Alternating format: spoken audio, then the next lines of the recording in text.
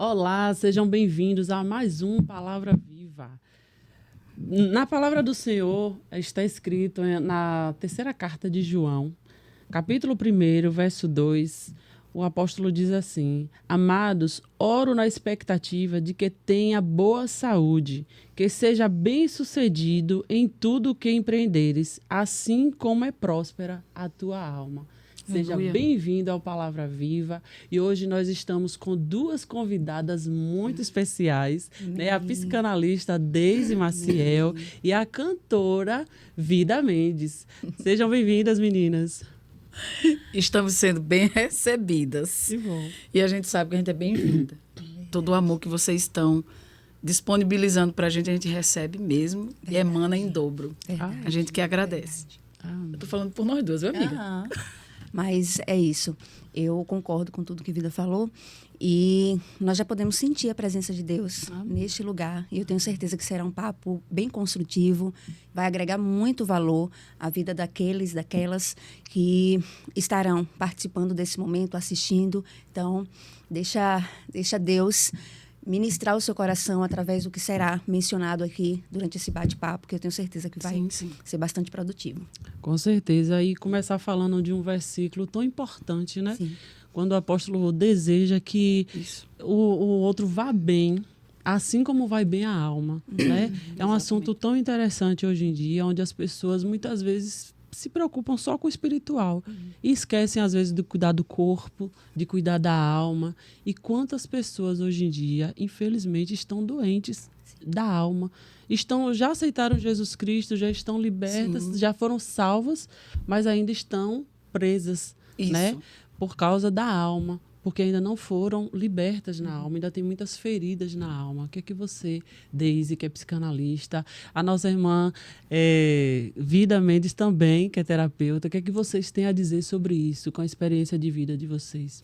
Nós estamos vivendo em um mundo, né, onde nós estamos vendo o avanço de muita coisa, tecnologia, medicina biológica, medicina psíquica, mas nunca se viu, apesar de tanta evolução, nunca se viu tanta gente doente, adoecida na sua alma, nas suas emoções. E a palavra do Senhor, lá no texto em que você acabou de mencionar, 3 João 1:2, diz: eu desejo que te vá bem em tudo e que você tenha saúde, assim como a tua alma está bem. Então, a gente percebe que a alma é a sede das emoções, bem como a razão. E a palavra do Senhor nos instrui acerca disso.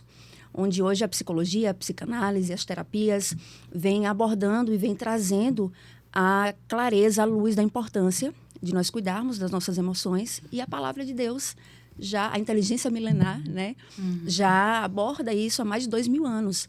Então, você percebe a importância que é nós hoje olharmos para as nossas emoções. A Bíblia chega a mencionar cerca de 960 vezes a palavra coração, nos referindo à importância de cuidar das nossas emoções. Então, é muito importante nós cuidarmos, olharmos para as nossas emoções, bem como eu costumo dizer que a chave primordial para isso é o autoconhecimento. Né?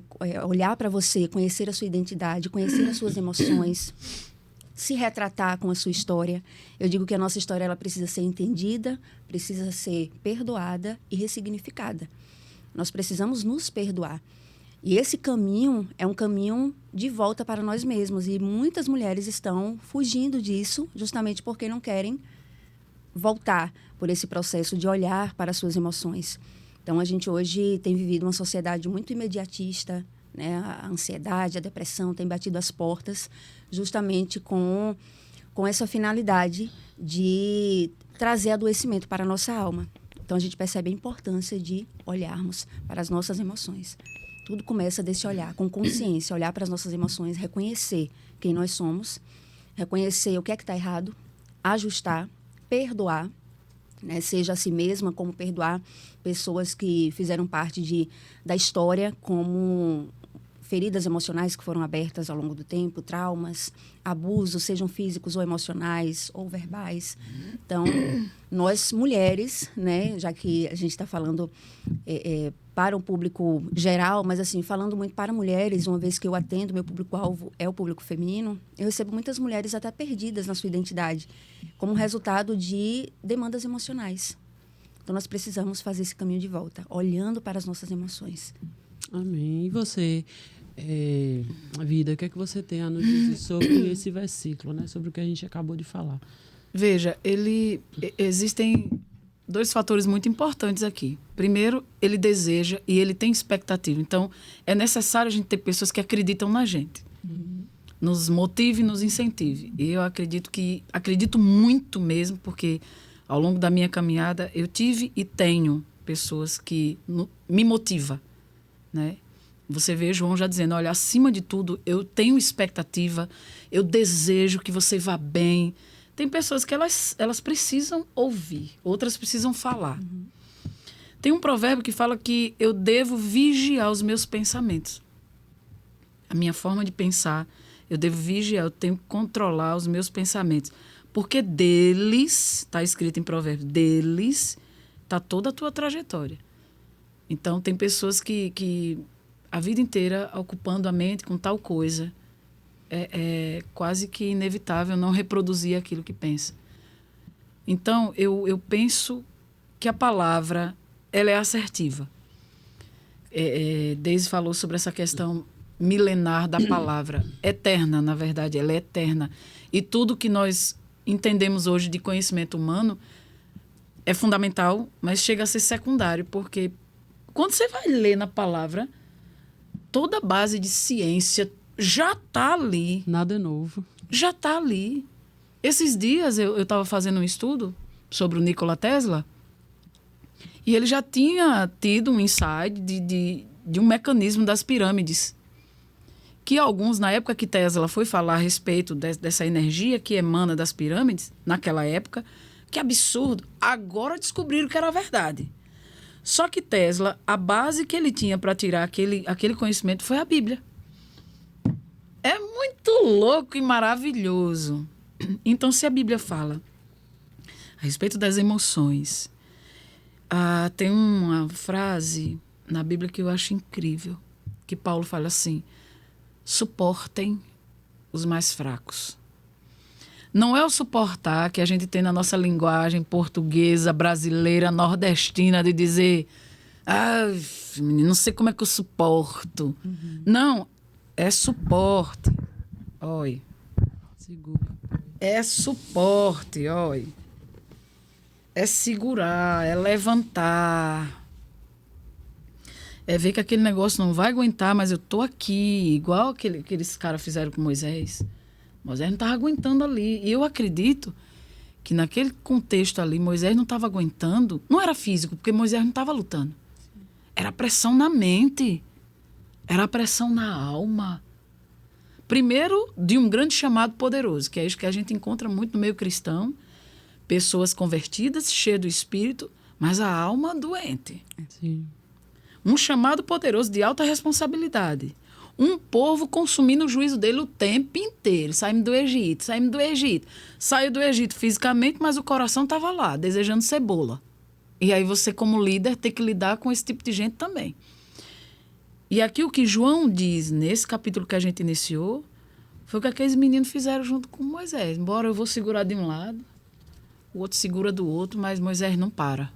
Não pare, Moisés, não pare. Porque de você depende a tua família, depende a equipe que Deus te deu. E João aqui está falando para um cara que também era um líder. Eu não sei porque estou indo para esse viés, mas como a gente está fluindo pelo Espírito, acredito que as pessoas que estão assistindo, Deus está falando. Você precisa de pessoas do seu lado. Pessoas que possam te incentivar, te motivar, como foi o início do versículo aqui. Amado, olhe, trazendo a memória, você é amado. Você é importante, você foi escolhido, você foi chamado. Amado, acima de tudo, ou seja, acima de todo o teu serviço que você presta, acima de toda a sua carga horária, acima de tudo, amado, eu desejo que você vá bem em todas as coisas que você fizer. Não é a tua alma também não. Eu desejo que você vá bem, assim como a sua alma está. Então, a gente... É delicado isso, é uma linha tênue, mas estamos vendo muitos zumbis. Né? Eu sou meio polêmica assim, em relação a algumas coisas. Nós estamos vendo muitos zumbis. Mesmo dentro da igreja, nascido de novo, mas está vivendo no automático. Por quê? Porque a alma está extremamente aflita.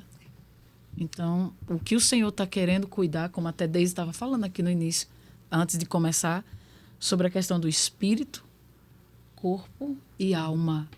Nós somos um ser triuno também. E Deus se importa que a gente cuide de tudo isso. Tem um versículo que Paulo diz assim, olha, o exercício físico não se aproveita para muito, porém, cuide, Timóteo, da tua alma, cuida, Timóteo, do teu espírito. Paulo não está dizendo que não é para fazer exercício, é o que eu escuto, né? Ele está dizendo que não se aproveita para muito dentro daquilo que Timóteo foi chamado para fazer. Tipo, Timóteo era um líder. Imagina Timóteo só cuidando, só fazendo exercício físico e não cuidando da alma, não cuidando do espírito. Equilíbrio. Tem que haver um equilíbrio. Exato. E é sobre isso que a gente inicia aqui conversando. Se você pegar o capítulo todo, você vai ver que teve um desequilíbrio de alguns, mas João encerra dizendo, eu estou alegre porque o meu prazer é saber que os meus filhos andam na verdade. E a verdade do Senhor é essa, que Ele quer que você vá bem, assim como está a sua alma. Eita, falei bonito, é? Primeira, completando o que Vida acabou de mencionar, 1 Tessalonicenses 5:23, e o mesmo Deus de paz Sim. vos santifique em tudo, e o vosso Tudo. espírito, alma e corpo sejam conservados íntegros Isso. e irrepreensíveis na vinda do Senhor Jesus. Ou seja, na vinda do Senhor Jesus, a gente vai dar conta do corpo, da alma e do espírito. Isso. Equilíbrio. Exatamente. Né? Hoje a gente está vivendo o excesso das coisas. Sim. O extremo, né? E Que é é isso muito que eu perigoso. queria- E é isso que eu queria, Deise, que você falasse. Você que faz um trabalho de mentoria com mulheres, né? O que mais lhe chama a atenção nesse trabalho que você tem desenvolvido com as mulheres? O excesso da alta demanda ou do piloto automático, né? As mulheres atarefadas justamente nessa busca incessante de se sentirem pertencentes. Porque, na verdade, no nosso contexto humano geral, homem e mulher, tudo que nós fazemos é para sermos reconhecidos, validados de alguma forma. Sim. Isso é estima, né? É algo natural que faz parte da construção do ser humano. Nós precisamos da necessidade básica do ser humano: aceitação, valorização, estima. Então, as mulheres, elas estão inseridas por conta da alta demanda diante do próprio sistema. E aí a gente já entra no que Romanos 12:2, né? Paulo vai nos instruir falando sobre não se amolde ao padrão desse século, ou seja, sistema, mas sede transformado pela renovação do vosso entendimento. As mulheres, elas têm papéis a serem cumpridos, e eu até mencionei ontem em uma ministração falando que o céu, ou seja, o Senhor, tem duas expectativas quando olha para nós, homens, mulheres, quando olha para o ser humano. Primeiro, nos fazer entender o nosso para quê, o porquê que nós nascemos, quem nós somos. E a segunda expectativa é propósito. Uma das perguntas que eu mais recebo no direct do Instagram é: Deise, como é que eu faço para descobrir o meu propósito? Eu falo, você não descobre. Primeiro, você descobre quem você nasceu para ser. E aí eu faço uma pergunta: a mulher que você está sendo, os posicionamentos, responsabilidades, cumprimento de papéis, ela está te aproximando ou te afastando da mulher que você nasceu para ser? Essência, expectativa de Deus, identidade bem construída. E logo você se aproxima do seu propósito. O propósito começa a ser revelado, você atrai o seu propósito. Então, a gente percebe que as mulheres, na tentativa de serem aceitas, pertencentes, validadas, elas estão vivendo o excesso. E Deus nos deu limite. Ele deu limite ao mar, deu limite ao vento, que dirá nós, seres humanos. Então, nós temos corpo, alma e espírito, precisamos buscar pelo equilíbrio. Qual é a palavra da vez? Equilíbrio. A vida acabou de mencionar sobre isso. Porque hoje nós estamos vivendo os excessos. Então, esse tem sido um peso para as mulheres. Porque os padrões estão trazendo uma distorção quanto ao que é feminilidade, quanto ao que é feminismo. Então, isso tem trazido, e aí a gente já entra em outro contexto que seria pano para muita manga. Não, e como? Mas o que é que eu quero dizer? A tua pergunta foi: o que é que eu mais tenho identificado no ambiente tanto terapêutico como mentora? Em terapia, a gente trata só de questões concernentes à alma, mas na mentoria eu dou uma devolutiva em relação a questões espirituais também. Então, a diferença básica é essa. Mas eu tenho percebido todos os caminhos, ele carrega uma raiz de sobrecarga emocional. Sim.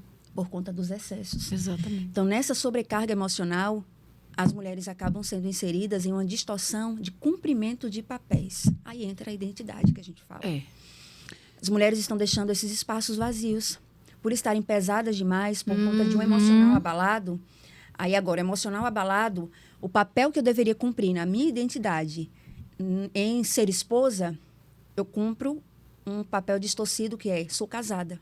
É um status, mas não sou esposa. Exatamente. Posicionamento. Tenho filho, status, pode Mas ser sou sobrecarga. Sou mãe, identidade, posicionamento. Então, espaços não ficam vazios. Tenho família, mas não tenho Tenho lar. família. Tenho ministério, mas não exerço o meu chamado de fato. Sou um zumbi, piloto automático. Esse é um caminho perigoso. Muito. Então, isso tem afastado muitas mulheres de viverem a essência na sua identidade e de cumprirem o propósito. Então, eu tenho percebido muito isso. E por isso, ansiedade chega, depressão. Muitas mulheres com síndrome do pânico. Mulheres vivendo um vazio. E aí eu vou falar sobre a fonte que eu bebo, né? Que é a psicanálise. O pai da psicanálise, o Freud, ele fala que todo excesso esconde uma falta. Sim. E aí meu pai, ele costuma dizer, tudo demais é sobra. Uhum. Eu lembro quando eu levava meio mundo de amiga lá para casa para dormir, queria fazer a festa das meninas, ele dizia, Deise, tudo demais é sobra. Ele estava querendo dizer, todo excesso é perigoso. Então, todo extremo esconde uma falta. E nós precisamos, como mulheres, é claro, homens também, entender o papel de cada um. Entender o papel é fundamental. E como foi que o que foi que te despertou a trabalhar com mulheres? Quando foi que você sentiu essa necessidade, assim, de começar a trabalhar diretamente com o público feminino? Me entender, né, vida? Vida é terapeuta também. Certamente o que nos motiva a iniciar, né, o estudo nessa área, primeiro a gente quer se encontrar, a gente quer se entender.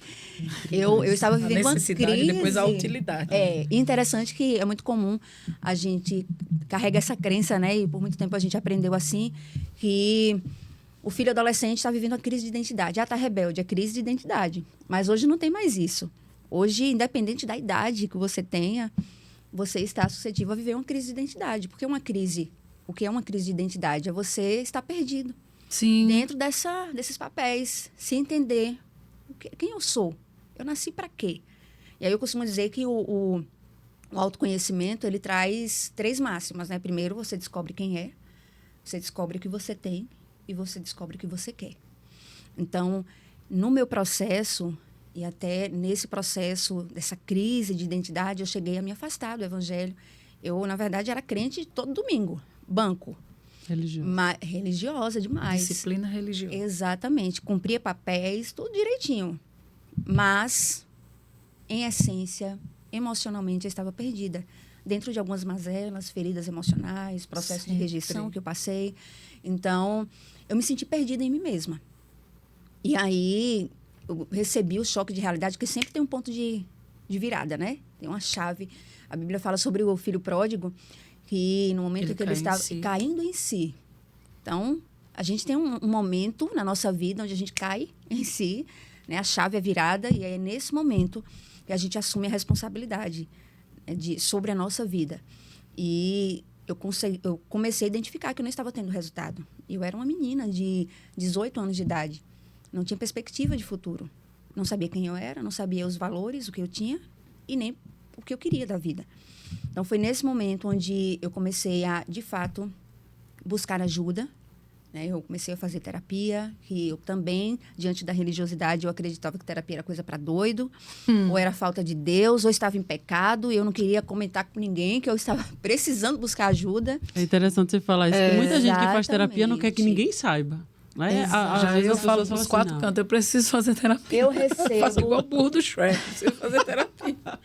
Eu recebo muitas mulheres, até líderes religiosas que chegam até mim, e ela só... Engraçado que hoje eu não atendo mais de forma presencial, hoje é online. Mas quando era atendimento presencial, elas queriam marcar em um horário que não era muito comum para não serem vistas, né? Nicodemos da vida. Chegavam... Totalmente. Só faltavam fantasiar. Um desejo, né? Exato. E aí pedia por tudo para não comentar com ninguém. Eu falava, não, mas existe uma ética profissional. Eu, de fato, não posso comentar com ninguém. Isso mesmo. Mas você percebe que as crenças, e olha, voltando ao texto, não se molde ao padrão. Qual é o problema em um pastor, em um líder religioso pedir ajuda? Pastor também é alma. Sim. Olha a tricotomia. Sim. É um líder também é alma. Exatamente. E é daí que a gente vê justamente os problemas surgirem, né? Muitos quererem mostrar que são super-homens, são mulher maravilha. Mas, Jamile, o tempo inteiro na Bíblia, nós temos o livro de Salmos como uma grande referência de adoração. Mas o que você mais vê Davi é pedindo socorro, homem. Sim. Um líder de Torá. Desculpa, gente, palavra é porque eu sou de Alagoas. Jamile me apresentou, não, mas eu sou de Maceió, Alagoas. Então, nós temos a questão cultural, que eu até estava falando com a Jamile. Davi, um cara de Torá, Deus ainda disse, eu achei Davi. Segundo o meu coração. O cara devia ser perfeito. Não, ele mostra inúmeras falhas, mas uma capacidade absurda de aprender, de pedir socorro, uma capacidade incrível de acertar. Gente, ultimamente, a gente vê pessoas, líderes, que vivem naquela capa de assertividade. Eu sou o cara, eu não posso errar. Pode! Você pode errar. É aí onde entra o que Deise estava falando, dessa necessidade de aceitação. Porque se a gente falha, eles não vão me querer mais por perto, vão me julgar. E isso tudo esconde uma falta, né, Deise? Toda essa esconde uma falta. Então, assim, pedir socorro é coisa para nobre. Eu vi um estudo recentemente sobre as ovelhas. Por que Deus compara a gente de ovelha? Porque a ovelha não tem um sequer mecanismo de defesa. O bode ainda dá cabeçada. Ovelha não tem. Você vai atrás da ovelha, ela só faz bé. É o que Deus quer, minha amiga, que você peça socorro. Porque às vezes o mecanismo de defesa é pai. Pai, minha alma está angustiada. Socorro. E o interessante é que parece menino quando chora. Quando está dentro de um lugar que um menino chora, o outro começa. Uma ovelha, quando grita socorro, a outra também diz, rapaz, eu estou nesse mesmo jeito. Aí a outra... aí você encontra a caverna de Adulão. O que é que a Bíblia diz? Confesse. Faça vir a palavra. Confessar Falhar. para que a sua alma seja sarada. As pessoas não querem se permitir falhar, gente. É isso que Deise estava falando. O padrão é o quê? A perfeição. Eu vim pra cá, E as a minha máscaras, gordurinha tava pulando aqui. Eu disse, não me bota pra mostrar minha gordura, porque o padrão diz o quê? Ela mesmo tá falando da gordura. Não, mas, mas ela mesmo mostra. a gente acaba usando isso. Porque o padrão é o quê? O padrão é o estereótipo que a sociedade cria, e aí você já na hora entra nesse mundinho e diz, não, chega, ui, tá aqui. Padrão da então, moda, da beleza. isso afeta muitas mulheres, porque desde estava falando sobre o público dela feminino. Claro que aqui é um podcast cristão, mas nós estamos aqui ainda. E foi Jesus quem disse, Pai, eu oro, não tire eles do mundo agora, porque através deles as pessoas vão vir até a Ti. Eu peço que livre eles da tentação, livre eles do mal. Perfeito. Então, nós estamos sujeitos a isso. A gente sente fome, a gente sente necessidades fisiológicas. E é sobre isso, é aceitar isso. O fato de eu me converter, de ser uma mulher cheia de Deus, de ser uma mulher quebrantada na presença do Senhor, de carregar uma unção poderosa, tudo isso é para cá. É para servir os santos. Está escrito, é para servir as pessoas. Porque no céu, Jesus não vai precisar dos meus serviços. O serviço que eu desempenho aqui, por isso que eu preciso cuidar da minha mente, do meu corpo e do meu espírito, porque eu preciso desempenhar o tal do propósito aqui. Mas como é que eu descubro o meu propósito? Primeiro você tem que saber quem você é. E é isso que Jamile perguntou, né? Qual é o assunto mais recorrente? A crise de identidade. Agora, o que é que leva à dúvida? As muitas vozes, né, amiga? Que a gente escuta muita coisa desde a infância. Será que vai? E o que desperta essa insegurança? As pessoas que a gente tem como exemplo. Sim. São as pessoas que afetam a nossa vida. Perfeito. A primeira mulher da minha vida foi a minha mãe. Minha mãe despertou muita insegurança em mim na infância também. Né? Por causa da relação dela com o painho. E quando o painho se separou dela por causa de inúmeras traições, o que manhã chegou para mim, eu tinha o quê? Uns 8 anos. Minha mãe disse, olha, tá vendo o que seu pai fez comigo? Homem nenhum presta. Então eu cresci com aquilo na cabeça. Tá vendo o que seu pai fez comigo? Homem nenhum presta. homem nenhum presta, homem tem que sofrer. E não sei o quê. Resultado disso, resumindo, que até Jamile falou que a gente podia, né, mexer e talvez as pessoas se identifiquem. Sim. É um lado pessoal da minha vida. Resultado disso, todos os namoradinhos que eu arrumei da minha infância, até um dia desse, nunca deram certo. Nossa. Porque na minha cabeça, por mais que eles fossem incríveis, e eu tive namorados incríveis, na minha cabeça ainda estava no meu inconsciente aquela ideia. Homem não presta. Homem tem que sofrer. Até que eu percebi que homem presta. Glória a Deus. É isso que eu queria falar com você, Vivian. Queria que você falasse um pouco pra gente. Como foi esse seu encontro com Jesus? Como Exatamente, por causa de um homem. Por quantos anos Vida Mendes teve um encontro com Jesus? Pronto, foi bom entrar nesse viés, Jamile. Por causa de um homem. Eu namorei um rapaz, não vou citar o nome por uma questão ética. Um amor de pessoa ele. A mãe dele era crente. Já mataram a charada, eu sei, já mataram a charada. A mãe dele era crente. E aí, um belo dia, a gente já estava um bom tempo namorando. Eu dizia para ele que eu não gostava de crente, porque a maioria dos crentes que chegava para mim era só para me levar para o inferno, que eu nunca vi uma coisa dessa, viu, Deise? A gente carrega um céu poderoso dentro de nós, ainda que a realidade seja, né, verdade naquele momento, mas onde eu estou me define. E se eu estou em Cristo, eu preciso levar Cristo. Uau, Então, as pessoas iam para os cultos, mas voltava com um relatório da empresa que eles... Eu estou tentando achar a palavra bonita, que nem Deise aqui, mas não rola. Venha cá, como é que você pertence a uma empresa vencedora e vai fazer propaganda da oposição? Né? Então, assim, você está cheio de Deus até o tutano, mas quando vai falar com o pecador, vai para o inferno. Não, mostra o céu. O que Jesus ensinou com o evangelismo? O reino do céu é chegado. O reino do céu. Então, assim, comecei a namorar esse rapaz. Acho que a gente já tinha 1 ano de namoro. Ele sabia que eu não gostava de crente. Acho que por isso que ele não falou que a mãe dele era crente. Aí, um belo dia, eu digo, eu tenho que conhecer a família, né? Quando chego lá, minha irmã... Na hora que eu chego, ele fez, mãe, essa aqui é vida. A velhinha gritou, Glória! Nome profético. Pra quem não gostava de crente, já ser recepcionado com o Glória. Acabou-se. Na hora eu olhei pra ele assim, ele percebeu. Depois eu disse, você não me disse que a sua mãe era crente. Ele tapeou. Pois foi essa mulher mesmo que me ganhou pra Jesus. Então, assim, veja. Eu cresci ouvindo, homem não presta, homem não sei o quê. Aí sempre me apaixonava, né? A ordem natural das coisas.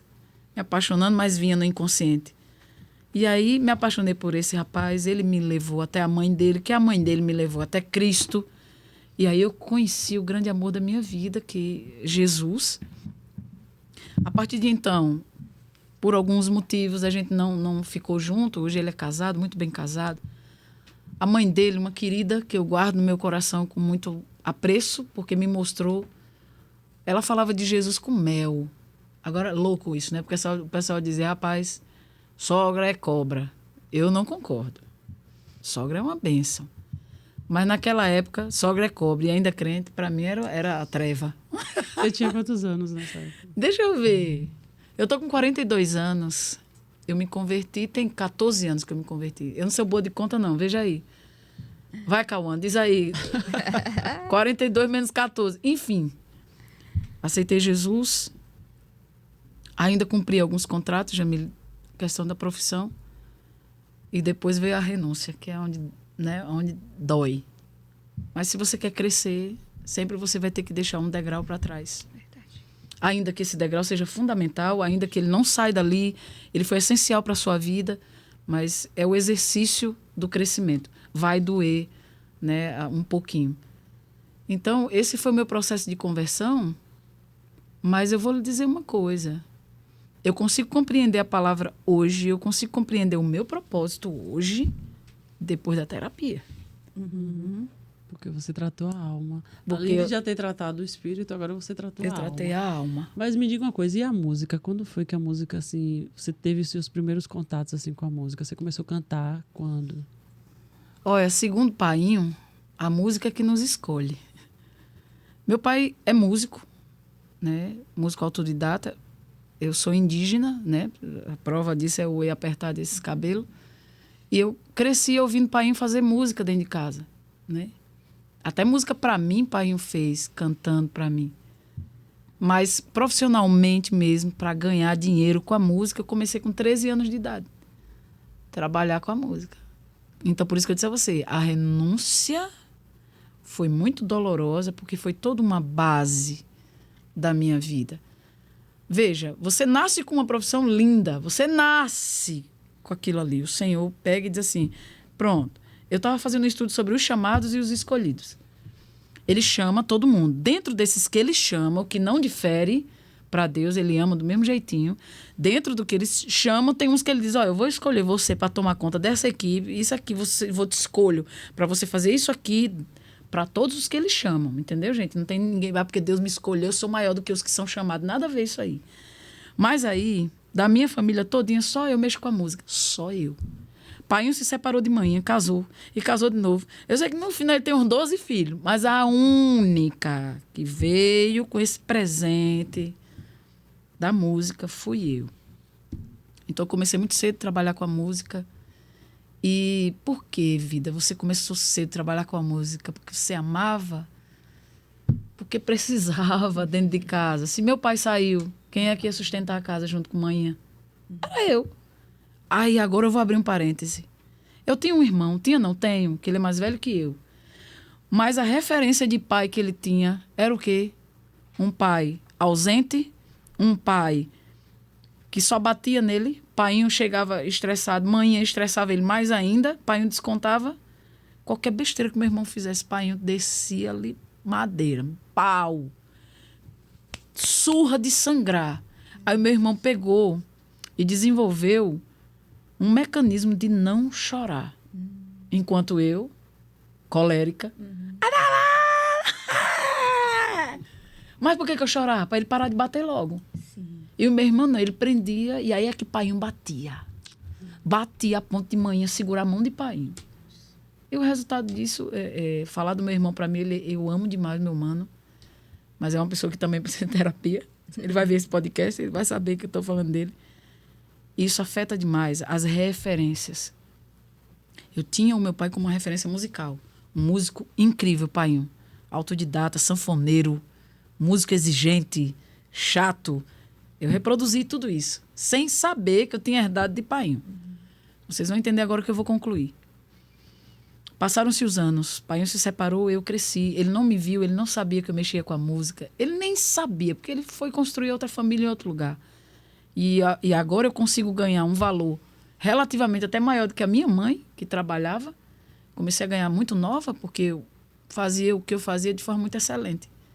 E pagava-se para o meu serviço. Um belo dia, eu já estava com 23 anos, 24 anos, já estava morando aqui na Bahia, inclusive.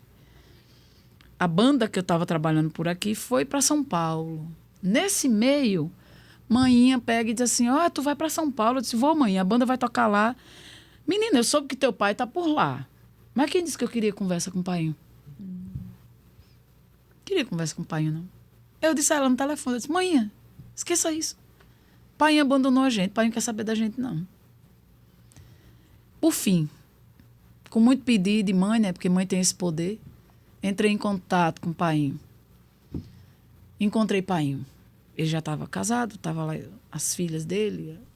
As meninas nenhuma mexe com a música, mas eu mexia, né? Eu fui a primeira. Eu não sabia o que era perdão. E eu vou encerrar com essa palavra porque está aqui. Família. Memórias, família e amor. Memórias, família e amor. Perdão, ele é a manifestação do amor mesmo, não adianta. Quando eu nasci, eu fui muito amada. Eu até comentei, né? Que a filha, a mulher, quando nasce numa aldeia, ela é muito celebrada. E Painho, eu provei do amor de Painho, por isso que doeu tanto ele ter saído de casa. Por fim, encontro Painho. Não sabia nem o que dizer, não sabia se eu dava benção. Eu não sabia, não, quando eu encontrei Painho. Eu sabia que era meu pai, por causa das características, eu não esquecia dele. Mas na hora que eu encontrei, eu não sabia, gente. Eu acho que muita gente se identifica com isso. Mas fui. Aí naquele e-mail, eu levei... Oh, meu Deus. Levei CD. Na hora que ele pegou o CD, ele fez... Minha filha é cantora? Aí o rapaz que foi comigo disse... E das boas, viu? Ele saiu, gente, no bairro todinho. Minha filha é cantora! A minha filha é cantora! Minha filha é cantora, vem me ver, minha filha é cantora. Menina, eu sei que terminou como isso no forró, meu filho. Forró comendo no centro. 23 anos. Passaram-se muitos anos. A banda terminou de tocar, eu voltei e não vi mais Painho. Para mim ali foi legal, mas aí nesse meio termo a gente se converte. Aí agora vem a... Você tá falando, foi você que falou das blogueiras. Qual a sua blogueira de referência? Eu disse, rapaz, a minha blogueira de referência é a palavra. Ela é terrível. Essa palavra é infalível. Você se expõe à palavra e agora diz honra. Honra teu pai, honra tua mãe, para que os teus dias se prolonguem. E não é só isso. Tudo está girando em torno do versículo que vocês leram. Te vá bem. Caramba, você sair de Maceió e chegar em Serrinha é diferente de você sair de Maceió e chegar em Serrinha bem. Aí eu peguei isso aqui, eu digo, agora eu vou ter que ir atrás de Painho. E aí, meu amigo, quase 20 anos. Eu estou com 42 anos, eu vi Painho ano passado. É onde entrou a psicanálise e a terapia.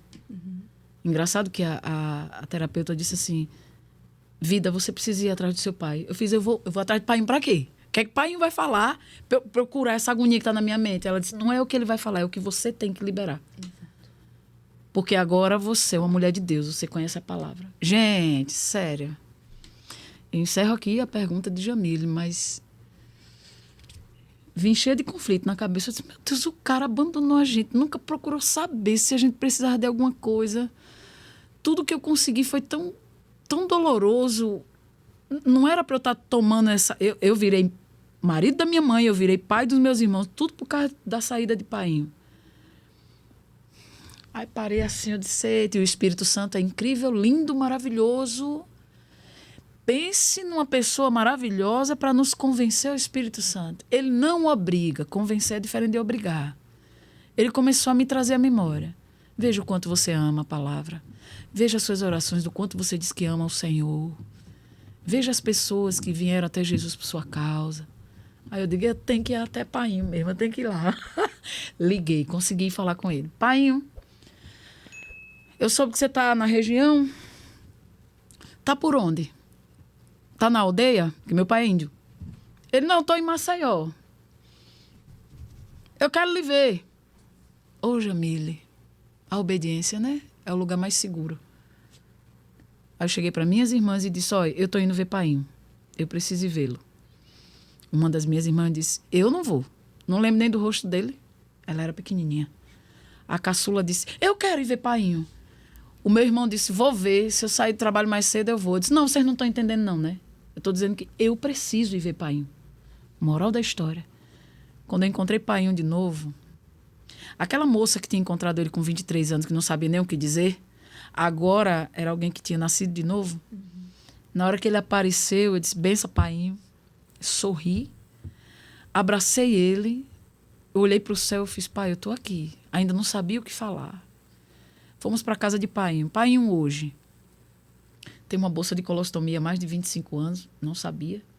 Ele foi acometido de um câncer de próstata, diabetes lá na altura. E a gente chegou na casa dele e eu pude perceber características da infância. A casa estava limpinha, porque ele sempre gostou de coisa limpa. E eu fiquei lá, batendo na mesa, olhando para ele.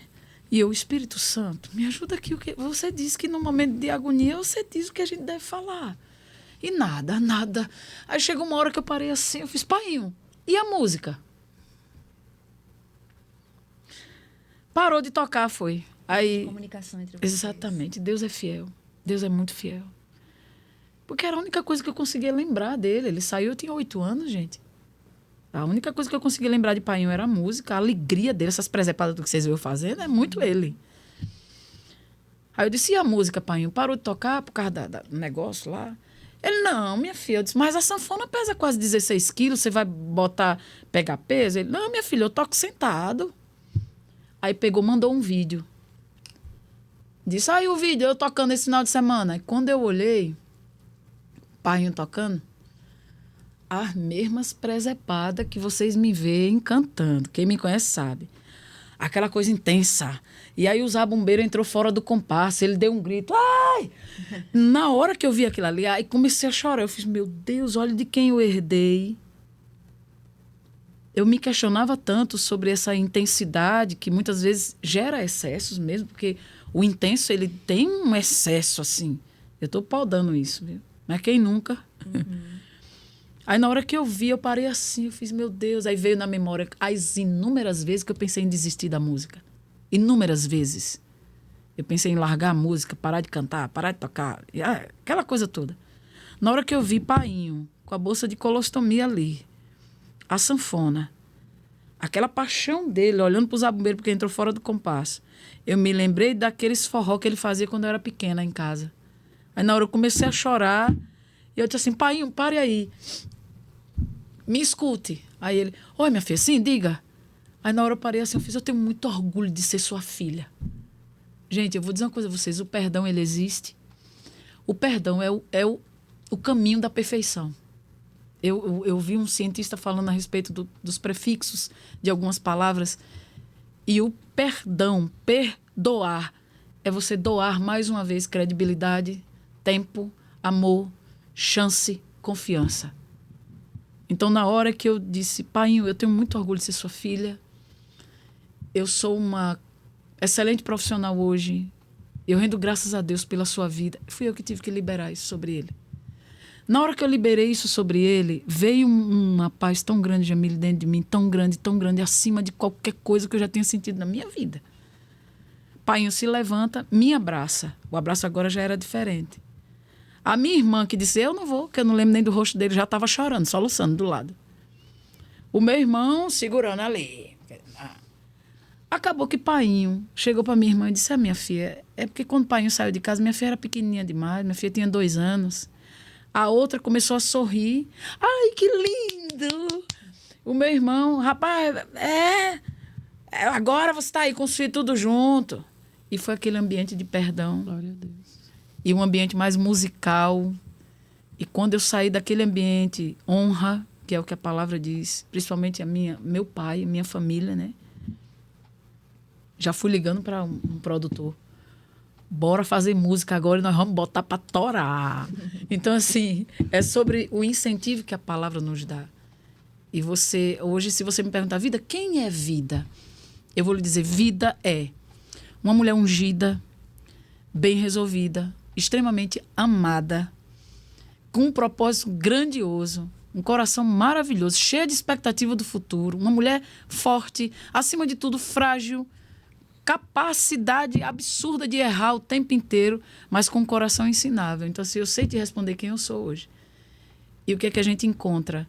Se você, com as suas clientes, suas pacientes, chegar, quem é você? Elas vão dizer, ai, meu Deus, não sei. Ouço muito a gente isso. ouve isso. Pois é. E isso. até no meio cristão, Jamila. Sim.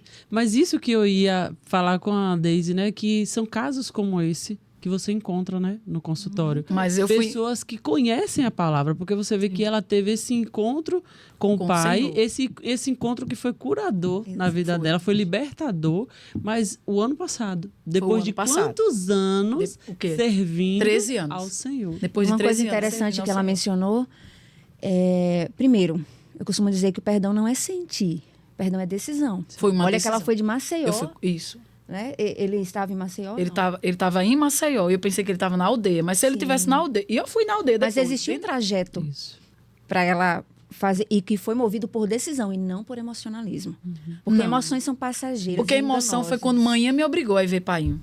Aí eu disse, não, por causa de manhã eu vou. Mas dessa vez foi por causa da palavra. Primeiro foi a decisão. Segundo, perdão é sobre você liberar você, não liberar. Perdoar. Você. É uma decisão que é gerada em amor. Exato. Né? Tudo que você mencionou, eu estava olhando e percebendo o quanto que a autorresponsabilidade gera essa nova postura. Exatamente. Veja, algumas pessoas têm uma certa resistência com a terapia e com a área dos estudos do psique. Mas, gente, não tem como não ver Deus, não, moço, nisso aí. Que a gente não... Essas pessoas que procuram autoajuda, não, nós bota para torar. Nós procuramos autoajuda e ajuda do alto. É o casamento perfeito. A gente bota pra torar. Bota. Por alto. Como é? Repete essa frase aí. Nós bota pra torar. Ajuda, como é? A gente ajuda. Nós procuramos autoajuda e ajuda do alto. É o casamento. Vem cá, nega. No livro de João, ele diz o quê? Vocês têm graça sobre graça. É dobrado, por favor. Exatamente. Primeiro que a minha autoajuda é me analisar. Eu preciso me analisar. O que é que eu estou precisando? Examine-se, pois, o homem a si mesmo. Pronto. Olha Paulo fazendo o convite Daisy ao autoconhecimento. falou Isso. Eu preciso de ajuda. Eu preciso disso. Aí daqui a pouco, a ajuda do alto, Senhor. Eu tô aqui, olha. Tô prestando para nada hoje. Mas a tua palavra diz. Aí quando você começa, a tua palavra diz, mas a tua palavra diz. E ele é fiel ao quê? Para cumprir a palavra dele. Então, eu ouvi isso da minha pastora. Ela disse assim, a maior responsabilidade que você tem que ter, além da disciplina religiosa, que até Deise falou aqui, é cuidar de você mesmo. Cuide de você. Para que, através de você, as pessoas que o Senhor coloque na tua vida encontre propósito, seja bem-sucedidos também, porque não vamos prestar conta, não está dizendo aqui, até a vinda do Senhor, Corpo, alma e espírito. vamos ter que prestar conta. Quando a gente não desenvolve esse autocuidado, quando a gente não cuida, não para se perceber, a gente automaticamente está direcionando ao Senhor o seguinte comunicado: o que o Senhor fez não foi suficiente. Eita, tá escrito isso aí, viu? Tem uma parte que tá escrito isso aí. Sim. E eu vejo esses excessos, né, que tudo que a gente está comunicando aqui é tendenciado para o equilíbrio, justamente porque a gente tem visto muitos desequilíbrios, né, na trajetória. Então, isso me lembra Davi. O mesmo Davi que chega a dizer, quando eu remoí lembranças amargas, eu senti picadas nos meus rins. Olha uma aí. reação psicossomática. Sim. Ele está dizendo, quando eu acumulei muita mágoa, rancor, feridas, traumas, quando eu não perdoei, enfim, a gente pode colocar muita coisa nesse pacote. Quando eu remoí. Esse mesmo Davi, melancólico, eu poderia dizer, nadando em suas emoções e feridas, é o mesmo Davi que chega a dizer, em Salmo 139, verso 14, eu te louvo porque de maneira extraordinária. Extraordinária, me informaste. Em algumas traduções diz, eu te louvo porque de maneira assombrosa eu fui formado. E olha o que ele fala, e a minha alma sabe muito bem. O que é isso? E aí a vida acabou de dizer que ela fala a Bíblia. É a Bíblia falada. Não existe caminho melhor para você gerar a identidade e você se valorizar do que você é uma convicção. ir pra Bíblia. Sim. Convicção. É.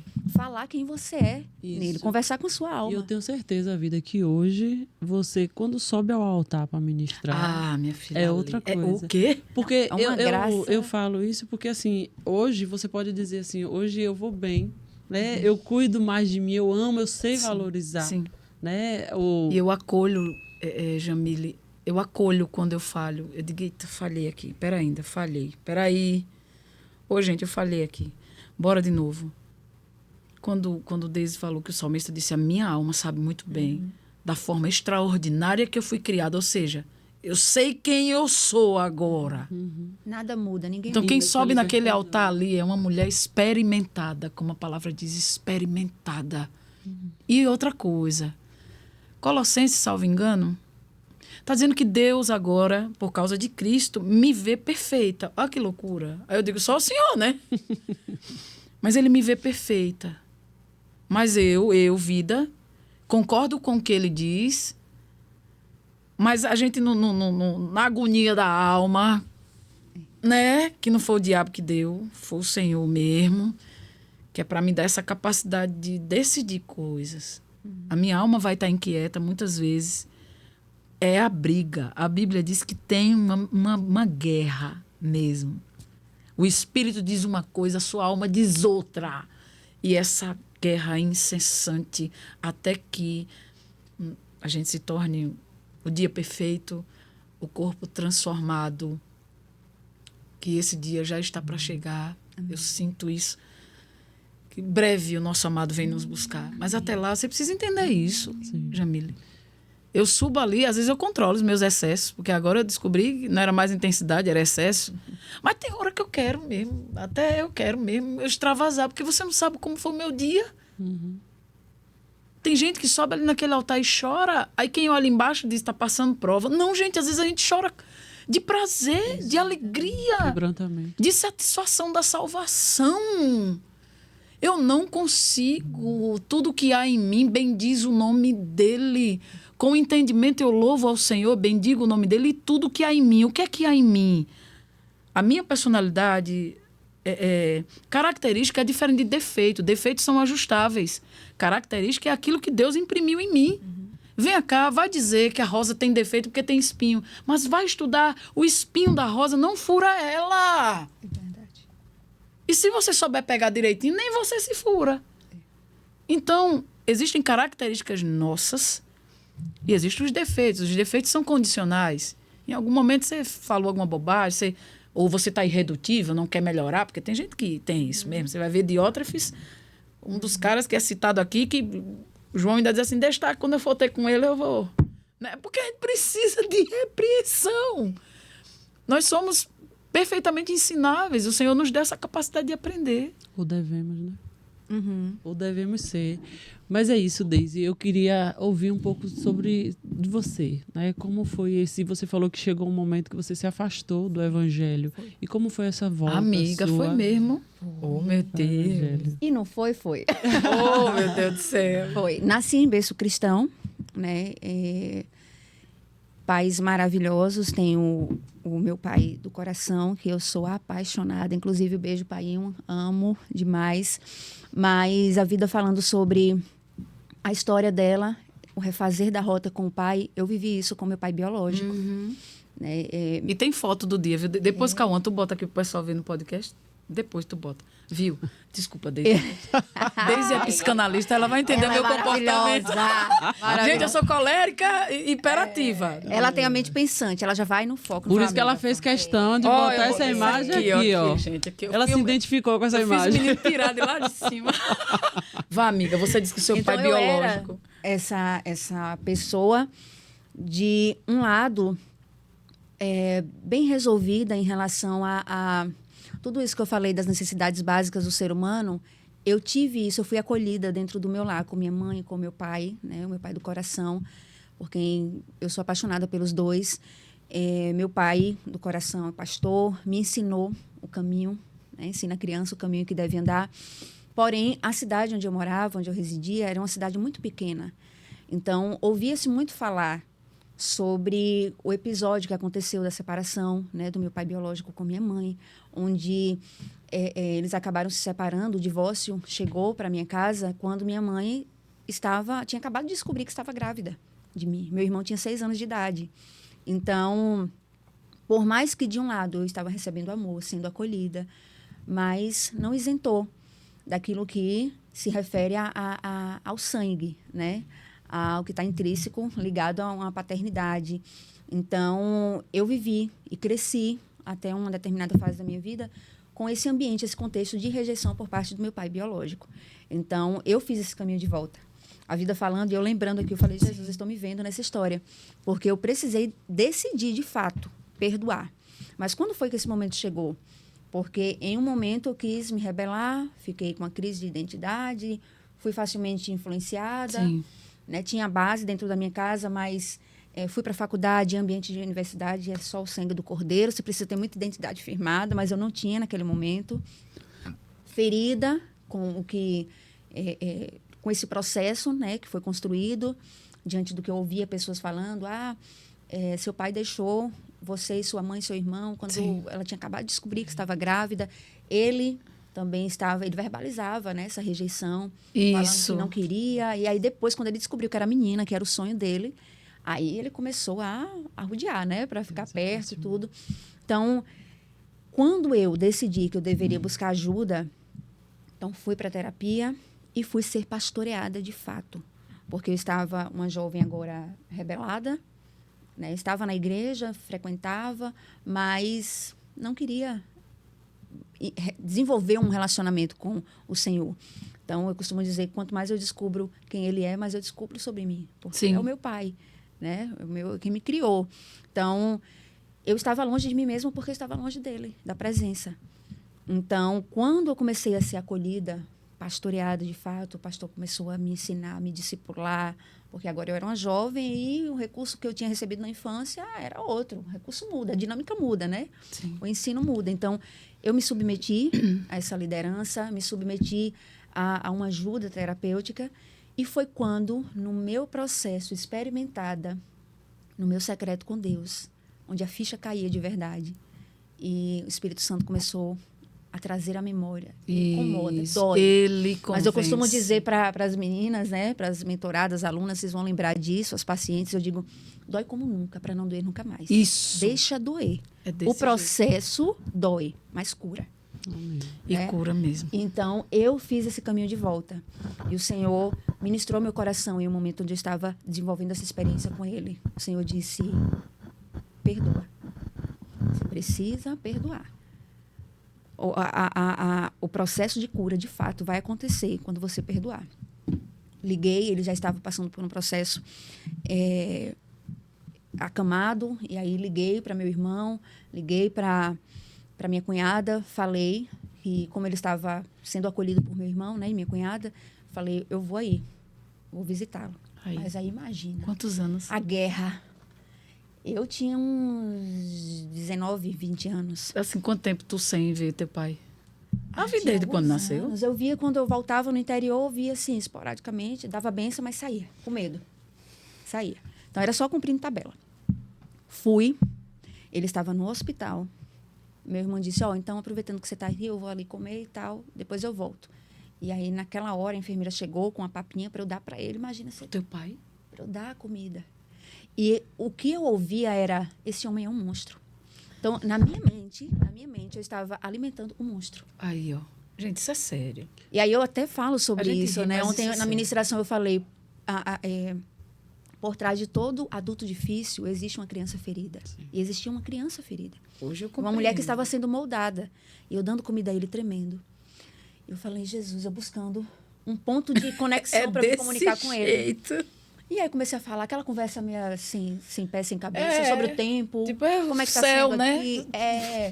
Mas aí o Espírito Santo falando, é agora. Você é curada, é agora. Eu falei, gostaria de lhe pedir perdão. Não quero tratar sobre assunto nenhum, não quero trazer à memória nada, eu só quero que o Senhor me perdoe. E olhar nos olhos do monstro. Quero lhe pedir perdão. E naquele momento ele disse, eu também quero lhe pedir perdão. Eita, pronto. E aí eu comecei a chorar, e aí eu perguntei... O Espírito Santo falando, né? Agora pergunta. Falei, o senhor quer fazer sua aliança com Cristo? Ele falou, eu quero. O meu ainda não. Eu quero. Por incrível que pareça, por Jesuicidência, ia entrando um grupo de evangelismo. Eita, aquele grupo. De torar, já chega. Eu falei, gente, oração aqui, uma alma se converteu e a gente deu as mãos. Glória a Deus. E ele fez uma aliança com Cristo. Com uma semana depois, ele faleceu. Olha isso. Como é que não obedece a palavra? Me diga. Uma semana depois. Como é que não obedece? Painho ainda Imagina não. se eu não tivesse tomado essa decisão e, movida por emoção, não tivesse perdoado. Hoje eu, com certeza, não tenho dúvida de que eu estaria carregando um peso. Sim. O peso da culpa. E aí eu costumo dizer, né, que a ferida que causaram em você provavelmente não foi culpa sua. Mas a cura é responsabilidade sua. Exatamente isso. A cura é responsabilidade nossa. Exatamente isso. A gente não pode terceirizar. Exatamente isso. É tão profundo falar sobre perdão. Muito. Porque, como foi falado aqui, não é uma questão de emoção. Se a gente se deixar levar pela emoção, a gente não perdoa. A gente não procura ou até perdoa a pessoa que feriu. A gente não procura de forma rasa, né? A pessoa. É uma decisão. E por Cristo. Sozinho a gente não consegue. Não. Porque se não for com Cristo, a gente não... Porque o perdão é um ambiente de dor. Uhum. Você não tem necessidade de perdoar se você não tiver sentido isso. Dor. Exatamente. É um trauma, porque o que é um trauma? É algo que era íntegro e agora é dividido, é lesionado. E isso foi um divisor de água na sua vida? Muito. E como? E aí eu gosto muito de uma frase de uma pastora. Ela diz o seguinte, feridas fechadas, ministérios abertos. Isso. Eu vivi isso na íntegra. Exatamente. Quando eu perdoei, essa ferida foi fechada. E o meu ministério foi inaugurado, de fato. E ali nasceu o desejo por trabalhar com mulheres, falando sobre essa área. Tem que se cumprir, gente. Né, Deise? Tem que se cumprir. Tem que se cumprir. Tem que se cumprir. Ainda mais quando você é apaixonado pelo Senhor, como eu sou, como Deise é, como você é. Não tem como. Veja, no âmbito natural, a gente se apaixona pelas pessoas, né? Vou falar, que nem você falando com seu marido, né? Você quer agradar, moço. Não adianta não. Tu sabe o olhar dele, tu sabe o perfume dele, tu sabe o que ele gosta, o que ele não gosta. Então, eu não consigo cantar um Jesus que eu digo que eu sou... Eu quero, né? Conhecê-lo, sou apaixonado e não me manifestar essa paixão. Então, eu vivi situações no período da terapia que caiu, deu um start. Eu disse, não, eu honrei meu pai, honrei minha mãe, deixa de coisa. Eu percebi que já era o diabo também querendo... Porque ele é astuto. Ele vai tentar lançar dúvida. Na hora eu disse, diabo! Aí parei, Caim, se eu fizer, eu honrei os meus pais. Não, aí na mesma hora me posicionei.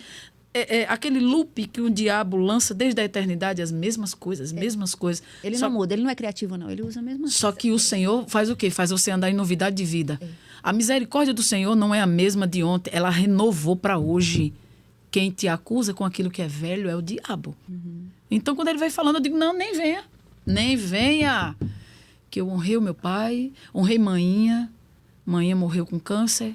Não aceitou Jesus por mim, mas eu fui fazer a obra, alguém foi lá, ela confessou Jesus, partiu. Painho ainda não. Mora na aldeia, mas boa parte. Minha avó, que era mulher de cacique, partiu crente. A minha tia, crente, irmã de Painho. Painho é só uma questão de tempo. É um pré-crente, né? Não sei se vai ser por mim, mas dessa vez eu desenvolvi uma confiança no Senhor que vai acontecer. Eu e a minha casa será salva. Eu não estou dizendo que serviremos, porque o contexto agora é diferente. Né? Agora o contexto é Paulo dizendo, será salvo tu e a tua casa. Agora, se vai servir, se vai ter um ministério, Maninha não teve, Maninha foi salva no leito. Então, assim, eu aprendi a organizar essas questões também. Isso faz muita diferença. Porque, veja, você tem filhos, Jamile, você tem um filho, eu não tenho. Mas pode ser que Deus use seu filho de forma bem grandiosa, até mais que você. Mas isso não me faz impor a ele o que tem que ser feito. Me faz orar por ele, guiar ele no caminho. Ou seja, eu estou seguindo meu caminho, filho. Você está vendo a mamãe está aqui, papai está aqui também. Mas, o caminho é isso aqui. Ora para o Espírito Santo, ora para o Senhor. Vê qual que é o seu chamado, filho. Nós estamos aqui junto com você. Então, assim, eu não sei se Painho... Se eu vou ter o prazer ainda de... Eu me emociono com isso porque... eu não sei se eu vou ter o prazer de cantar ainda no altar com meu pai, tocando. O que para mim seria um presente grandioso. Não sei. Mas se eu souber que Painho se converteu e partiu salvo, que nem o seu caso, mas, meu Deus, eu faço festa do mesmo jeito. Entendeu? Então, assim, é uma consciência de saber que o Senhor... Ele cuida de mim, cuida da minha família. E ele é incrível. Eu não tenho palavras para falar do Senhor, não. Assim, não tenho uma palavra para descrever o que ele é para mim. Eu disse a ele, eu não quero as experiências que Paulo contou, eu não quero as experiências que Davi conta. Embora são caras incríveis, eu nem quero a experiência que Abraão conta. Considero, porque a palavra é digna de toda aceitação. Mas eu quero a minha. Sim. Eu quero vida. Isso. Eu quero as experiências que vida viveu com o Senhor. Exatamente. E isso que você fala remete até para... Eu vou falar que uma parte da minha vida eu vivia de acordo com as experiências dos meus pais, dos meus avós. E aí até que a gente torne evidente aquilo que Jó falou, né? Agora eu te conheço. Exatamente. Não de ouvir falar, mas porque os meus olhos te veem. Então, esse é um caminho de construção em Deus. Sabe? De maturidade, um caminho de equilíbrio. Quem sabe, eu gosto da praticidade, né? Quem sabe muitas mulheres, homens que estão ouvindo, estão perguntando, tá, tudo muito bonito que vocês estão contando, mas e como eu alcançar esse equilíbrio? Corpo, alma e espírito. O caminho é unicamente buscar a presença do Senhor. Primeiro isso, prioridade. Segundo, busque ajuda se preciso for. Converse. Busque uma ajuda, quem sabe terapêutica. Quem sabe alguém que esteja assistindo esse podcast esteja vivendo os excessos que a gente tanto falou aqui. Sim. Né? Perdidos em si mesmos. O zumbi então, ajuda, também. Exatamente. Ajuda é necessária. Não viva de acordo com, espiritualmente falando, com as experiências dos seus pais, de outras pessoas, experiências dos seus líderes. O Senhor quer construir em você um nível de maturidade, tamanha e de equilíbrio a tal ponto de você ser experimentada nele. E isso muda tudo. Isso mudou a minha história, isso mudou a história de vida, isso mudou a sua história.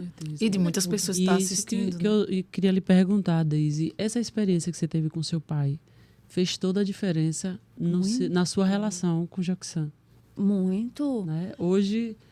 Eu fui liberada... Glória a Deus que eu fui liberada antes de casar. Olha, que coisa liberada boa. Eu também. Em perdão. Doei o perdão, né? Fui perdoada antes de casar, porque senão as consequências, os danos seriam evidentes. Sim. Uma mulher dependente, né? No excesso. Uma mulher mal posicionada. Quem sabe eu estaria olhando para o meu esposo com figura distorcida. Né? Que é o que a gente vê momento muito que era hoje, para ser marido, eu trato muitas como mulheres pai. querendo pai. E é um ponto de discernimento para algumas buscando no marido pai. Sim. A gente vejo sempre muitas busca. situações assim. A gente sempre busca, só que aí é justamente o conhecimento acerca de si mesma gera essa maturidade para a gente não titubear, porque é claro que a mulher ela vai buscar em algum momento no marido um pai, um acolhedor. E aqui entra muito da energia masculina e feminina, né? Então, a mulher feminina, ela acaba vendo no seu marido uma energia masculina a tal ponto de em alguns momentos, ver o pai, a figura do pai. Então, o equilíbrio, o discernimento, a maturidade vai gerar esse entendimento com assertividade para a gente não errar. Né? E é claro, tá tudo bem se errar, como a Vida falou, tá tudo bem se falhar, mas refaz a rota. Refaz a rota. Eu vejo muitas mulheres querendo ser perfeitas. Gente, é de glória em glória. Eu digo que o processo de descobrir quem a gente é em Deus é um processo que não tem fim. Tem data de início. É o ponto-chave. É porque o fim a gente não sabe, é no piscar de olhos. Exato. Se nós fôssemos perfeitas, o arrebatamento já... Nem estaríamos mais aqui. Anjo. Então, mas na sua experiência clínica, o que você acha que tem causado, né, esse aumento assim, da masculinidade, desse lado masculino nas mulheres? As mulheres estão muito masculinizadas. Eu vou lhe dizer uma coisa, inclusive é até bom, eu vou interromper só um pouquinho, porque eu acho que é pertinente. Algumas pessoas até pensaram ao longo dos anos que eu era lésbica, né? E eu até fiz um vídeo recentemente, eu disse, gente, nunca fui, não sou e não serei. Eu até disse, eu gosto tanto de homem. Quando eu disse a você que eu descobri que homem é bom. Eu gosto tanto que eu pareço com um, às vezes. É a falta deles. Falta de referência. A referência de... Eu falo isso e eu tenho vontade de chorar. A referência de homem que eu queria ter para minha vida era meu pai. Eu não tive. Então, eu tive que assumir o lugar do meu pai. Eu tive que trabalhar para botar comida dentro de casa, trabalhar para ajudar minha mãe a criar os meus irmãos.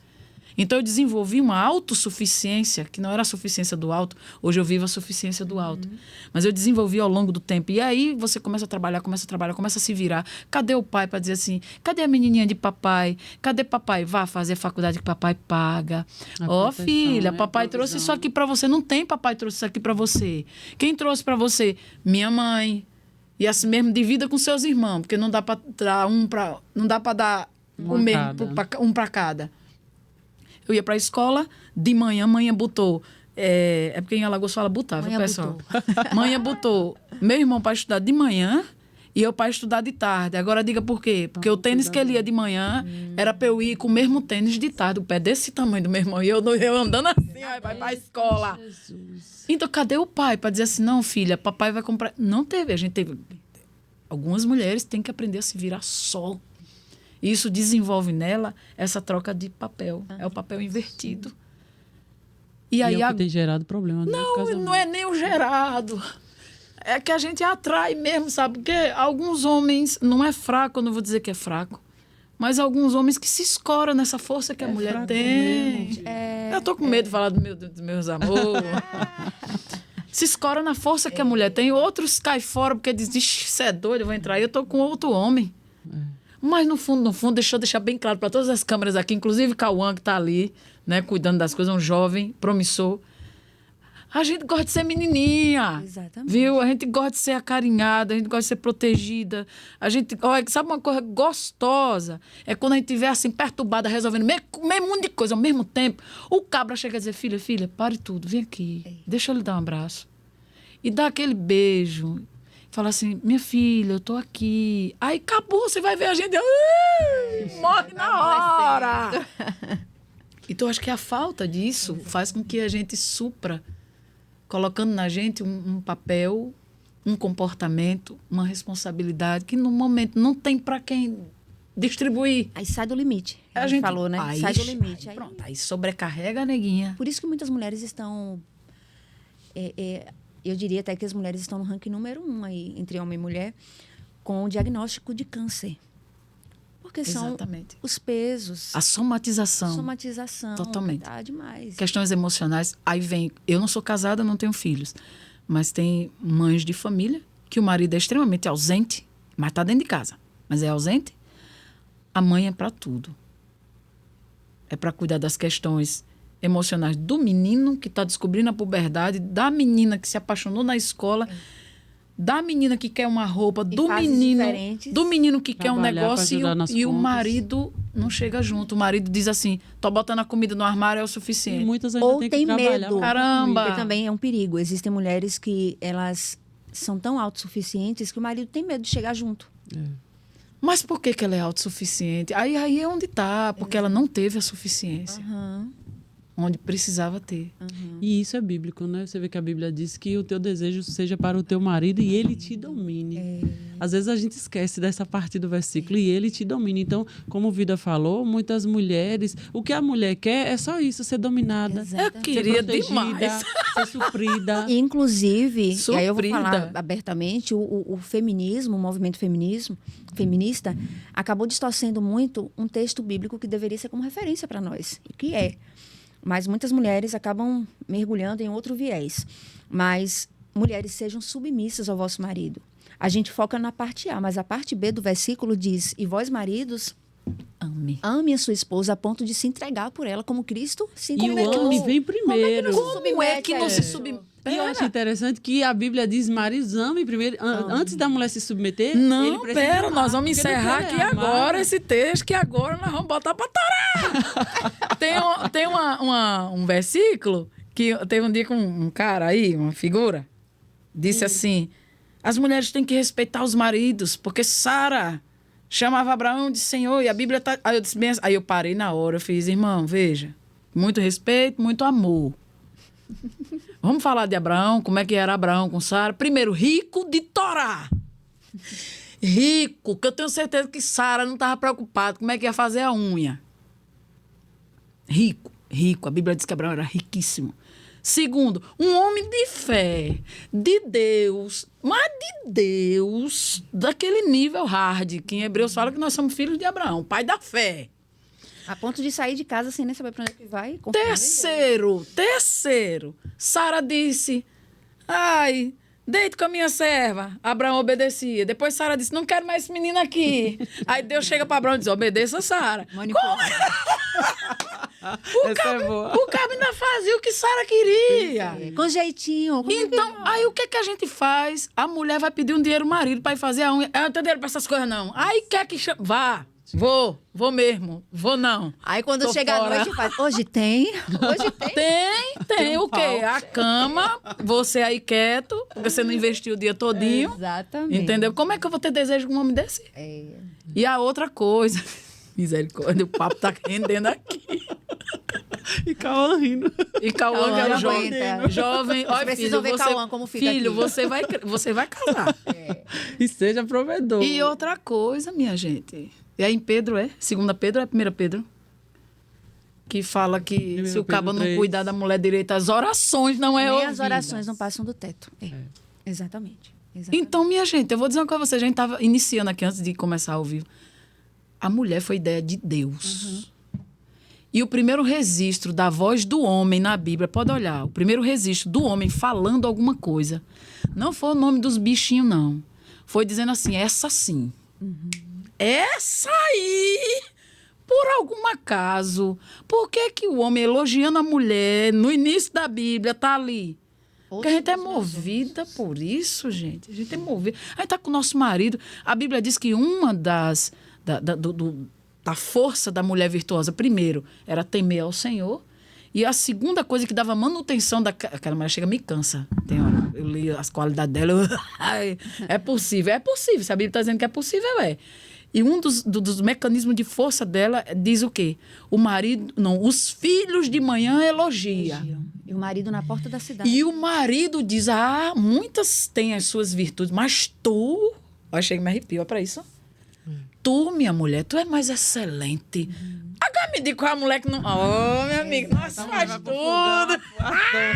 Eu sempre Nós vai até pro fogão de lenha, entendeu? Eu sempre brinco com meu marido que a Bíblia não manda a mulher amar o marido. Porque Não, isso já amar é e fato. se entregar por ela. Mas é isso, porque no que a mulher se sente amada, a gente ama. Não, e a comparação? Ei, e a comparação? Deus não está mandando a gente comparar com Cristo, não. Se entregue pela sua esposa como quem? Acabou. Exatamente. Eu encerro aqui meu ponto, minha parte. Obrigada. O homem entende amor como honra. Por isso que a Bíblia diz... Como sujeitem Cristo, aos vossos maridos, como porque é uma Cristo. forma de honrá-lo. Isso. Né? Como E a Cristo mulher amou entende a amor igreja. como carinho mesmo, como validação, como palavras de afirmação. Proteção. Mas, meu Deus. A mulher quer um homem másculo, que é um homem que sai para caça, que ela sabe que quando ele chegar em casa, ela vai ter um homem provedor, vai ter ali a unha que vai fazer. A unha... Não, claro e elogie. que- Eu vou deixar aqui, abrir um parênteses. Elogie. Quando sua mulher for lá... Eu não faço, não, esse negócio de gel, não, porque eu não aguento. Índio é assim. Mas quando fizer, que a mulher chegar cheirosa... Filha, cadê? Eita, tá bonita. Por mais que aqui. não saiba o que é que ela Não fez. sabe porque o que ela fez, às mas vezes a mulher elogie. faz a pergunta difícil, né? Ô, amor, tá percebendo nada diferente? Não, ele diz, Jesus, me cobre com teu sangue. Às vezes ela Jesus. pintou o cabelo e ele nem percebeu. Viu, Caíra? tá vendo? Imagina tirar as pontas. É o momento que o cabo tem que estar crente, porque ela faz a pergunta mais desafiadora da vida. E aí, amor, arrumei Percebeu o alguma coisa cabelo. diferente? Ele diz, Jesus.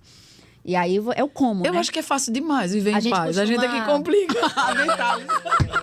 A gente costuma falar, né, lá em casa, inclusive, a gente tem como regra. Não é o que fala, é como fala. Exatamente. Então, a maneira que chega, trabalhando como, aí é assertividade. Ô, menina, nós somos movidas demais de elogio, olha. Meu Deus do céu, Deus começa falando, elogiando. Né? Eu estava até comentando aqui. O homem, ele disse, façamos. Mas a mulher, ele disse, eu vou fazer aqui uma parceira. Porque não é bom que o homem viva só.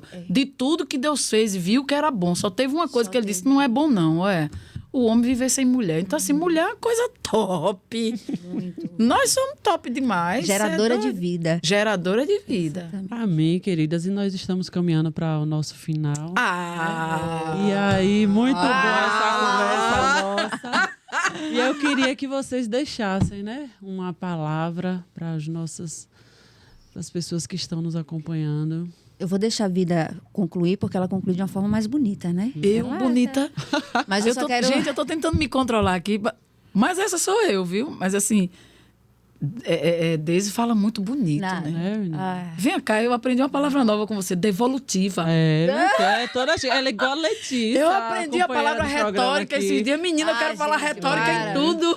eu tô aqui... Eu brinco com Letícia que fala importante, Eu tô fala aqui bonito. toda- Eu sou... Não, Trabalhada no aparelho, tô no aparelho no céu da boca. não, porque tô a devolutiva, processo. né? E eu aqui só guardando aqui na cabeça. Devolutiva, onde é que eu vou usar essa palavra?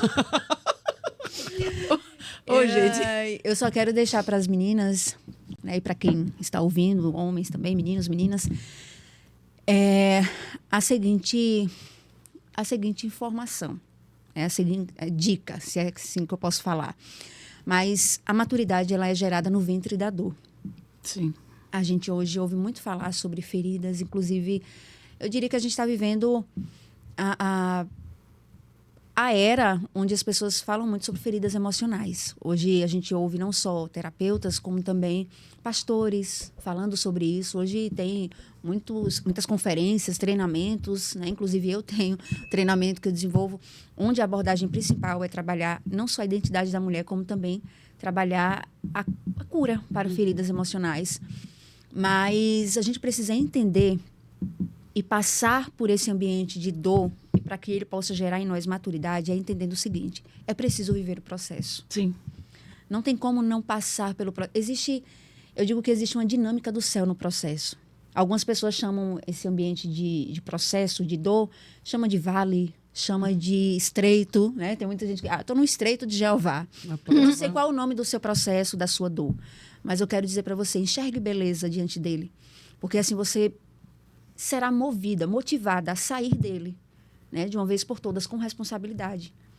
Porque tem gente que vive dando voltas, né? Que nem Sim, povo. sim. Não entende, a chave não vira, a ficha não cai, mergulhada em dor, a ponto de chegar a falar como Davi e viver falando como Davi. Estou remoendo lembranças amargas. E aí não sai disso. Não sai disso. E existe um ponto de evolução, né? E para que a plenitude em corpo, alma e espírito possa acontecer, você precisa entender o que é que o Senhor quer me ensinar no processo.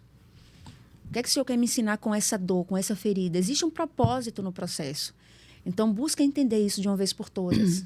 Existem 2 tipos de processos, né? Eu gosto dessa definição, porque eu gosto sempre de trazer de categoria para facilitar, né? Então, o processo que a gente busca diante de falhas, de erros, de teimosia mesmo, né? Eu não sei qual... Eu gosto muito do vocabulário de vida, né? De lá da terra dela. Eu não sei... Gente teimosa. Vocês o quê? Vocês sabem? Mas tem processo que a gente entra por teimosia, né? E tem processo que a gente entra porque é Deus quem coloca. Deus é intencional, ele é um pai, ele conhece o filho que ele tem. Conhece. Ele sabe que se não fossem os processos na nossa vida, a gente não seria forjado em maturidade. Então, de uma vez por todas, você precisa entender qual é o nível de processo que você está vivendo. É por teimosia? É por... Eu digo que são mulheres temperamentais, né? E não são moldadas no seu temperamento. Ela fica ali dizendo, eu nasci assim, eu vou morrer assim. Eu vou mostrar com quantos cultos se faz um congresso, não vou mudar. E existe a mulher forjada no processo, o homem forjado no processo, mas que escolhe desenvolver em fé. Perguntando, fazendo perguntas certas, estratégicas. Seja o seu terapeuta com perguntas estratégicas, pontuais para a sua vida. Olhando para as suas emoções e entendendo que dói como nunca, para não doer nunca mais. Isso. E você está sendo forjado nesse ambiente de dor, porque Deus quer te levar para um próximo nível, um nível de maturidade, um nível de plenitude, de desfrutar dele. E certamente você colherá bons frutos de tudo isso. Então, viva o processo, mas não se paralise diante dele. Isso. Essa é a dica que eu deixo. Falou bonito vocês. demais, eu quase fiquei sem palavra aqui Deus agora. do céu. Olha, é uma coisa minha, viu? Pelo amor de Deus, que a gente é sempre cercado de pessoas que... Cada um tem suas opiniões, mas eu tirei para mim isso dentro do que eu li. Deserto é um lugar de descanso. De paz. De todos os desertos que eu vi na Bíblia, também é um lugar de paz. Porque Jesus saía para o deserto para orar. Deserto leva... Aquela menina, a mãe de Ismael, Agar, vai para o deserto porque teve que sair do problema lá. Ó. O problema estava onde? Na casa de Abraão com Sara lá. Ela vai para o deserto. Então, às vezes o deserto é um lugar de você se encontrar mesmo. E dentro do deserto, você tem que fazer uma pergunta para você mesmo. É o que eu faço hoje. O que é que eu posso aprender com isso? Mesmo dos assuntos mais tenebrosos que me acontecem, eu digo assim, o que é que eu posso tirar proveito disso? Deus, me ajude aqui. O que é que eu posso tirar proveito disso? Você consegue tirar proveito de tudo. Sabe por que você consegue tirar proveito de tudo? Eu estou olhando para todas as câmeras. Porque todas as coisas estão alinhadas, contribuindo, caminhando, trabalhando para o meu bem. Mas não é assim. É o que está escrito na palavra. E eu vou lhe dizer mais. Não é caminhando para todo mundo, não. A Bíblia diz que é caminhando, cooperando para o bem daqueles. Olha, essa frase, daqueles. Não é caminhando para o bem de todo mundo, não, mas é daqueles que amam o Senhor. Não é nem daqueles que o Senhor ama. Daqueles que o Senhor ama são as coisas que estão reveladas e ocultas, que ele diz que reservou para aqueles que ele ama. Mas cooperam para aqueles que amam ao Senhor. Então, eu amo o Senhor, eu amo o Senhor. Então, tudo que eu passar aqui, eu preciso entender que está cooperando, está me ajudando de alguma forma, eu estou crescendo, eu estou ficando melhor, eu estou ficando expert em alguns assuntos. Algumas outras coisas nem dói mais, como me fala, até gastar a língua. Eu vou citar, encerro minha fala aqui com o Juízes 9, Tu bota aí, Cauã? Não, depois tu bota. Né? Gente, olha. Juízes 9, o enredo tinha um rei maldoso chamado Abimeleque. Mal resolvido, porque tem gente que não vai mudar. Você pode fazer terapia, você pode orar, jejuar, você não vai mudar. Tem outros que se tornam errados no meio do caminho por influência. Judas, a princípio, foi Jesus que escolheu Judas. Jesus passou 40 noites e dias, orando para escolher os meninos. E escolheu umas figurinhas boas, não foi não? Que se a gente fosse gastar tempo. Ai, mas ele via. É tanto que até o último momento, amigo, dando a chance ali. Olha. E a Bíblia diz, que fala o nome deles, e no final diz assim, e Judas que tornou-se a ser traidor. Então, não era. A princípio, não era. Eu acredito. Esse rei Abimeleque, ele era filho de Gideão. Lembra de Gideão? Gideão não soube ser um bom líder.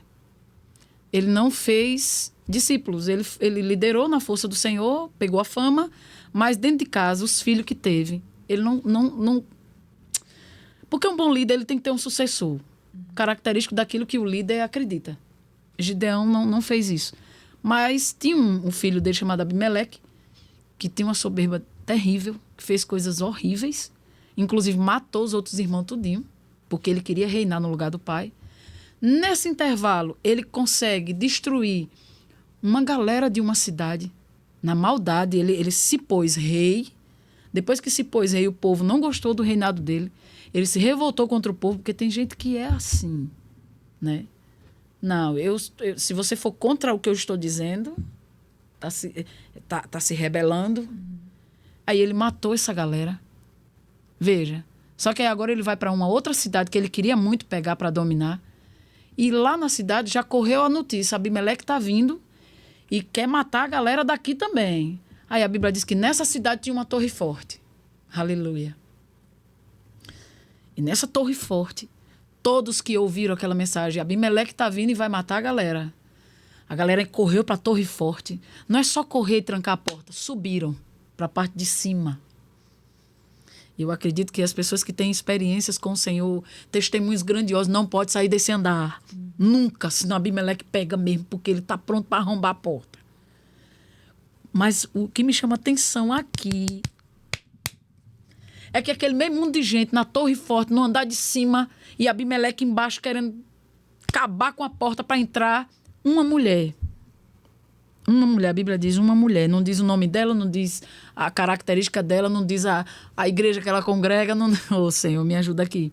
Não diz o testemunho dela, não conta nada, a Bíblia só diz assim, uma mulher pegou uma pedra de moinho. Gente, eu estava em Israel e eu vi a pedra de moinho. Depois tu vê aí, vocês estudem o que é uma pedra de moinho. É uma pedra de torá, grande, redonda, que tem que fazer isso aqui, ó, na outra pedra, para moer ou trigo, ou milho. E aí eles fazem isso aqui com a pedra de moinho para poder moer. A Bíblia diz que a mulher pegou uma pedra de moinho, jogou e esmagou o crânio de Abimeleque. Nossa. Do andar de cima, ela jogou a pedra de moinho, esmagou o crânio dele, mas ele ainda estava vivo, porque no versículo posterior diz assim, que ele chama... Olha, eu estou me arrepiando. Ele chama o soldado dele, um jovem, e diz assim, pegue a espada, finalize a minha morte aqui, porque eu não quero que digam que eu morri por causa de uma mulher. Oh, aleluia! Aleluia! Veja, uma mulher bem resolvida, ela não está ligando, não, para os títulos, não. Ela tem força, ela tem discernimento, ela é assertiva, ela é cirúrgica. Porque, minha gente, naquela região que estava ali naquela torre, tinha homens e homens fortes. Mas como é que uma mulher conseguiu enxergar e dizer assim, vou pegar essa pedra de moinho aqui e vou acertar esse cara agora? E mesmo assim, ele era tão terrível que disse, vamos, me mate, porque eu não quero que digam que eu morri por uma mão de uma mulher. Só que lá no finalzinho diz assim, e foi assim que o Senhor, aleluia, foi assim que o Senhor fez Abimeleque pagar pela maldade que ele fez. Ou seja, Deus conta com a gente. Deus conta com você para a tua casa, para a tua família, para o teu ministério. Sim, vá para a Torre Forte, mas ei, fica lá em cima, porque de lá de cima você consegue ter uma visão panorâmica da coisa, você consegue enxergar, se posiciona no meio da multidão. Eu sei, o meu ministério é cercado de pessoas incríveis, está aqui Jamile, está Deise e outras pessoas, mas eu sei a minha utilidade no meio disso tudo. Eu sei o que Deus me mostra, eu tenho responsabilidade com aquilo que o Senhor me entrega. Eu não posso me responsabilizar pela ministração de Jamile, pela ministração de Deise. Eu preciso ser responsável com aquilo que o Senhor me entrega. Mas eu tenho consciência de que será benefício para todos. Sim. Eu preciso desenvolver aquilo que o Senhor me entrega, a instrução que Deus me dá, ainda que exija de mim força, porque pegar uma pedra de moinho não é brincadeira, mas quando você pega o que o Senhor te deu e atira do lugar onde você está, que é do alto, você vai ver o poder, o inimigo ser esmagado. A ponto dele dizer assim, vamos. Ele mesmo pediu a morte, ele mesmo, tá escrito, pode ler. Ele mesmo disse, bora, me mate aqui. Os próprios que estavam com ele matou. A Bíblia diz que um jovem que servia a ele pegou, enfiou a espada e ele morreu. E assim o Senhor vingou aquele povo que ele tinha feito tanta maldade. Então, assim, até quando o diabo vai brincar com a tua família e você vai se tornar omisso? Porque, não, são escolhas. Não, vai para o andar de cima, vai para a Torre Forte. Já está avisando, olha, fez com fulano, vai fazer de novo. O método de Abimeleque era o mesmo por onde ele passava, só que um dia alguém foi para a Torre de Vigília, para o andar de cima e fez diferente. Então, assim, eu deixo essa reflexão, eu sei o que é isso. Eu estou numa Torre Forte, eu estou no esconderijo do Altíssimo. Mas eu preciso estar na Torre de Vigília o tempo inteiro e usar exatamente o que o Senhor me dá para aquele momento. Naquele momento, o que aquela mulher tinha era uma pedra de moinho. Agora eu não sei o que é que uma pedra de moinho foi parar na Torre de uma vigília. Não importa. Não sei. Eu já vi Deus usar coisas incríveis no meu ministério. Mas é para aquele momento, é daquela forma. Eu preciso estar atenta, sensível e saber que o Senhor cumprirá um grande propósito. E a Bíblia diz que todos, quando viram que Abimeleque estava morto, voltaram felizes e em paz. Então, assim, teu chamado é poderoso, teu chamado é glorioso. Continue. Entenda quem você é. Não importa o título. Não importa o título. O Senhor quer usar você para esse tempo. Aleluia. Amém, queridos. É com essa meditação, com essa palavra, né, poderosa que nós encerramos o Palavra Viva de hoje. Aleluia. Eu peço que o Senhor abençoe a tua vida, né, que você compartilhe, né, que você assine o canal, que você compartilhe e curta. E que Deus te abençoe. Amém. Amém. Tchau. Glória a Deus.